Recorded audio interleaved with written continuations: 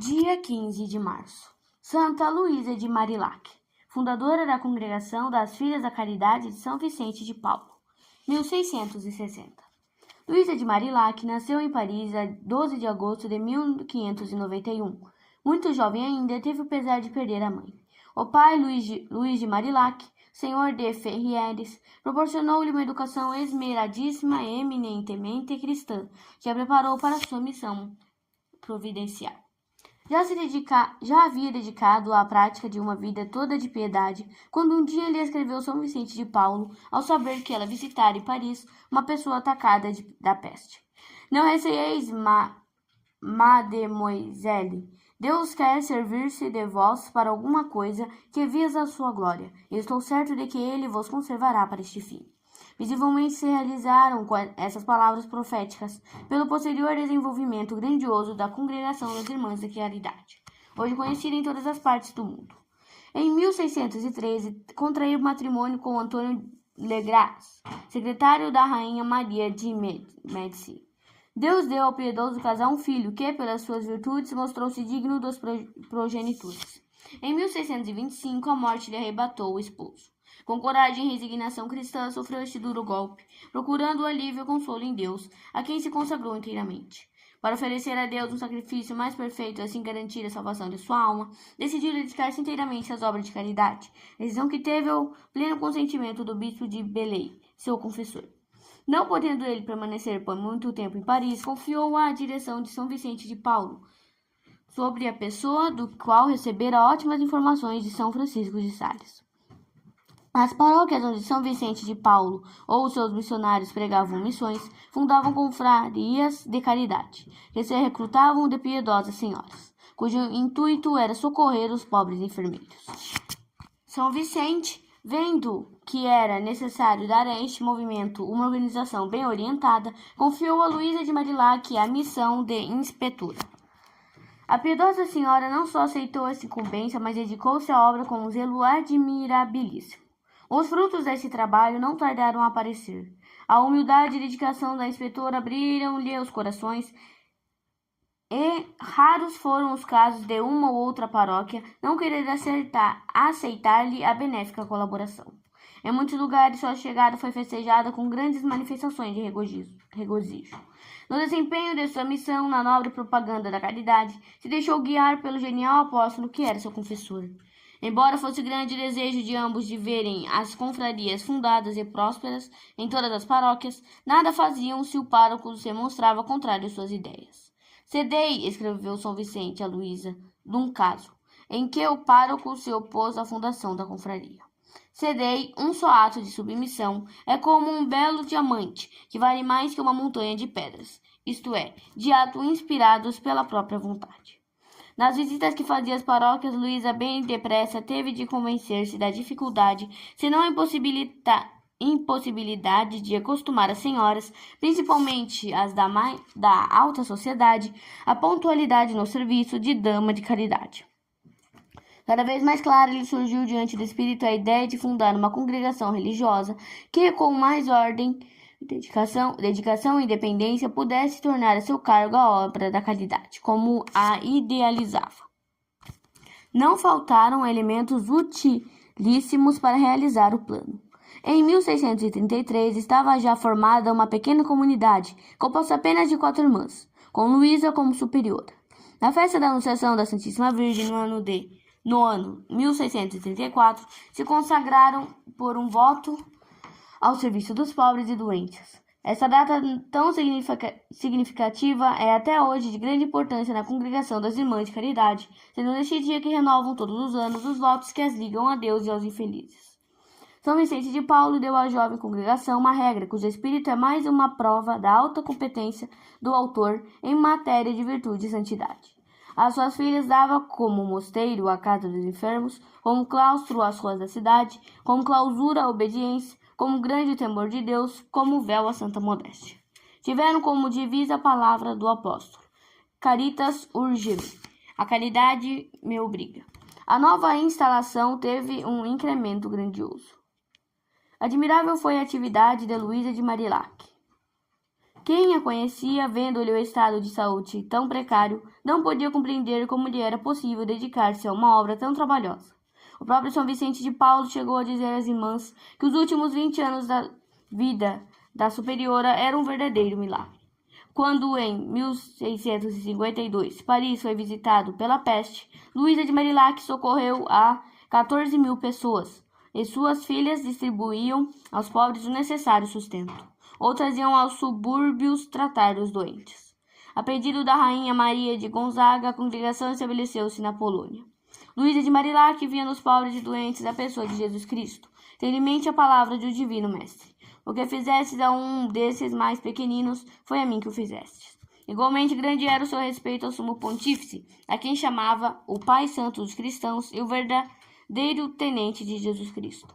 Firme na fé, fugia da heresia como da peste. Cortou relações com a duquesa de Liancourt, sua amiga, por se ter essa deixado atrair pela heresia jansenista. Em outra ocasião, retirou as irmãs de um estabelecimento, porque das ideias jansenistas do vigário da paróquia receava uma influência má sobre a fé das religiosas. Inspirada pela caridade, procurava comunicar o mesmo espírito às suas filhas espirituais. Numa antiga crônica da congregação se lê o seguinte tópico: Madame tinha tanto respeito e devoção para com os pobres que, desde o início do estabelecimento da caridade, recomendou às suas filhas que o servissem com grande caridade e humildade, considerando-os como seus senhores e amos. Por isso, queria ela que se lhes destinasse o primeiro pedaço de pão que se cortava para o almoço e a primeira ração de caldo que se servia para o jantar. Ela mesma punha mãos à obra servindo os doentes, lavando-lhes os pés, pensando-lhes as chagas e tratando-os com todo carinho. Na visita às aldeias, ela própria lecionava para instruir as professoras que ali constituía. No mês de março de 1660, Luísa de Marillac sentiu que sua vida aqui na terra ia findar-se. A suprema consolação que desde longos anos pedia a Deus era de ser assistida ao derradeiro momento pelo pai e guia de sua alma, Vicente de Paulo. Deus não lhe a concedeu. Vicente de Paulo, de 85 anos, também prestes a deixar este mundo, só pôde enviar-lhe a bênção e as seguintes palavras: Madame, ides antes de mim, espero em breve rever-vos no céu. Ela recebeu a comunhão das mãos do vigário Saint-Laurent, que a acompanhava no seu trânsito. Este mais uma vez lhe pediu que abençoasse as suas filhas. Ela aqueceu. Queridas irmãs, disse-lhes ela, resumindo neste momento solene o que havia sido sempre a paixão de sua vida e o desejo supremo de seu coração, continuo a pedir a Deus a sua bênção para vós. E a graça de perseverardes na vossa vocação, a fim de servi-lo da maneira que ele deseja de vós. Cuidar bastante do serviço dos pobres e, sobretudo, viver em grande união e cordialidade, amando-vos umas às outras, a fim de imitardes a união e a vida de nosso Senhor, e rogai com fervor a Santíssima Virgem, para que ela seja a vossa única mãe. Acrescentou que morria, tendo em grande estima a vocação delas, e que, se vivesse 100 anos, não lhes pediria outra coisa que uma absoluta fidelidade a esta santa vocação. Um padre da missão ocupava-lhe à cabeceira o lugar de Vicente de Paulo, não a deixando um instante. Ele lhe ministrou a indulgência da boa morte. Pelas 11 horas ela fez baixar as cortinas, como para se recolher, e desde então não falou mais. Meio quarto de hora após, entregava docemente a alma a Deus. Era segunda-feira, 15 de março de 1660. O vigário de Saint-Laurent de sua paróquia, a quem ela fizera a confissão geral, achava-se presente e não pôde deixar de exclamar, cheio de admiração: "Oh, que bela alma! Leva consigo a graça do batismo." Os funerais foram muito simples. Era necessário conformar-se à vontade expressa pela piedosa fundadora, que não lhe tributasse maiores honras que as irmãs. Agir de outra forma, dissera ela, seria declarar-me indigna de morrer como uma verdadeira irmã de caridade, embora não estime nada de mais glorioso que essa qualidade. Foi inhumada na igreja de Saint-Laurent, na capela da Visitação. Os despojos mortais foram transferidos para a capela da casa matriz das Irmãs de Caridade, 140 Rue du Bac, Paris, onde hoje repousam. É essa capela que foi honrada em 1830 com a aparição da Santíssima Virgem com a manifestação da Medalha Milagrosa. A mais preciosa deposição no processo de beatificação de Luísa de Marillac será sempre o elogio que dela teceu São Vicente, em 2 conferências feitas diante das Irmãs de Caridade, poucos dias depois da morte da santa, conferência que quis presidir apesar de sua enfermidade. Nessas conferências, São Vicente louvou particularmente a prudência sem par de Luísa de Marillac, a sua caridade e pureza.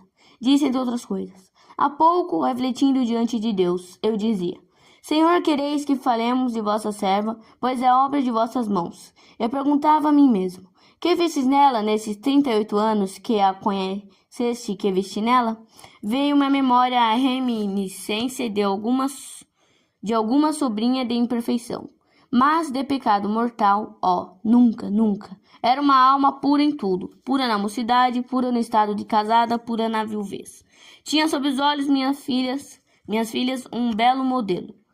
Ei-lo agora no céu. Lá vossa boa mãe não será menos bondosa para convosco que na terra. Conquanto não se deva rogar publicamente aos mortos que ainda não foram canonizados, pode-se fazê-lo em particular, por conseguinte podeis perfeitamente pedir a Deus graças pela sua intercessão. Beatificada pelo Papa Benedito XV, em 1920, foi elevada à suprema honra dos altares a 11 de março de 1934, pelo Sumo Pontífice Pio XI. Reflexões. A vida de Santa Luísa de Marillac é o mais vibrante reflexo do fogo celeste, que é a caridade. Coração de mulher, de mãe, de cristã, de crente, coração iluminado, perseverante, heróico, universal na universalidade e grandeza da fé. Formou-se no amor do coração de Jesus, que é a caridade infinita. Foram necessários 3 séculos para que sua grandeza e vitalidade pudessem aparecer em todas as proporções. Apareceram nas obras por ela criadas em nome e por amor do Redentor e da caridade nascida no coração divino. Só hoje se pode avaliar suficientemente como original e árdua, admirável e necessária tem sido essa sua obra. Só hoje o mundo que organiza o mal e sabe arrecadar milhões para a perdição das almas, e isso num plano em sua grandiosidade desconhecido no passado.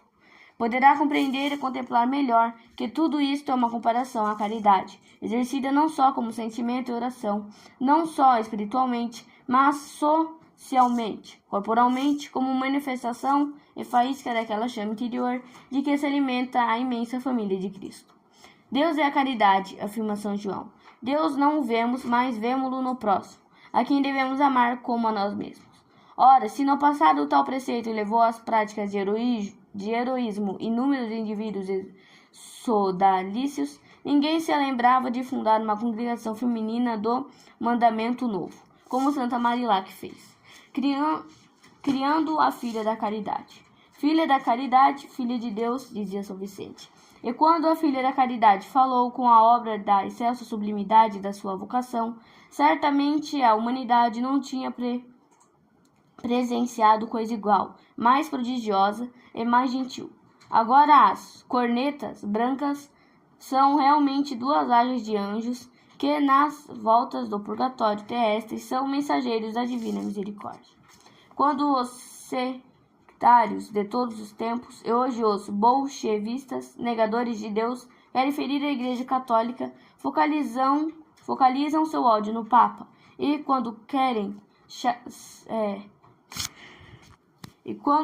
chasquear o que há de mais delicado e comovente no heroísmo cristão, tomam por emblema a filha da caridade.